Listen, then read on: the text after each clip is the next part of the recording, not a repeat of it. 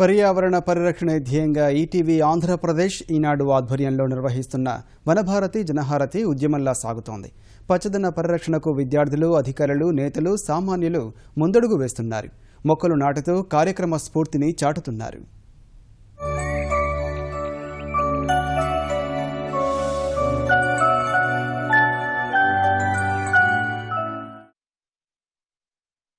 శ్రీకాకుళం జిల్లా సరుబుజ్జిలి మండలం వెన్నెలవలస జవహర్ నవోదయ విద్యాలయంలో వనభారతి జనహారతి నిర్వహించారు. ప్రిన్సిపల్ ఆధ్వర్యంలో విద్యార్థులు ఉత్సాహంగా మొక్కలు నాటారు. విద్యాలయంలో అన్ని రకాల మొక్కలని పెంచి పోషించడానికి కంకణబద్ధులై ఉంటామని మనస్ఫూర్తిగా ప్రమాణం చేస్తున్నాము.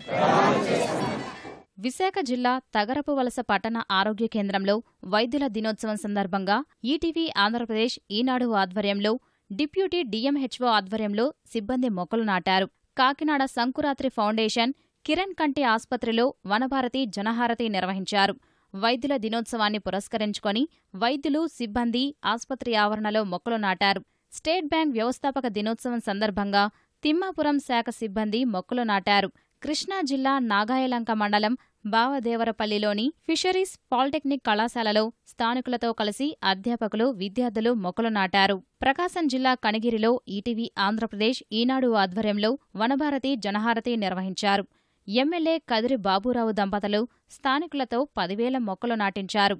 కనిగిరి, పామూరు మండలాల్లో విద్యాలయాలు, ప్రభుత్వ కార్యాలయాల్లో పర్యటించి అధికారులకు, సిబ్బందికి ఎమ్మెల్యే సూచించారు.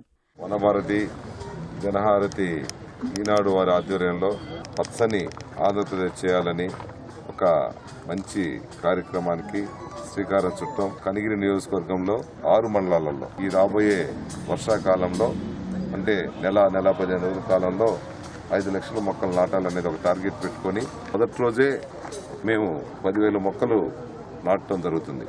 ఈ విధంగా కంటిన్యూగా వర్షాలు పడుతున్న కొద్దీ చేస్తున్నాం.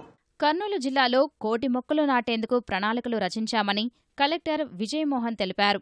శనివారం ఒక్కరోజే అన్ని ప్రభుత్వ, ప్రైవేటు జూనియర్ కళాశాలలు, ఎయిడెడ్, డిగ్రీ కాలేజీల్లో 2 లక్షల మొక్కలు నాటుతున్నట్లు తెలిపారు. నందికొట్కూరు కేడీసీసీ బ్యాంకు ఆవరణలో బ్యాంకు చైర్మన్, సిబ్బంది మొక్కలు నాటారు.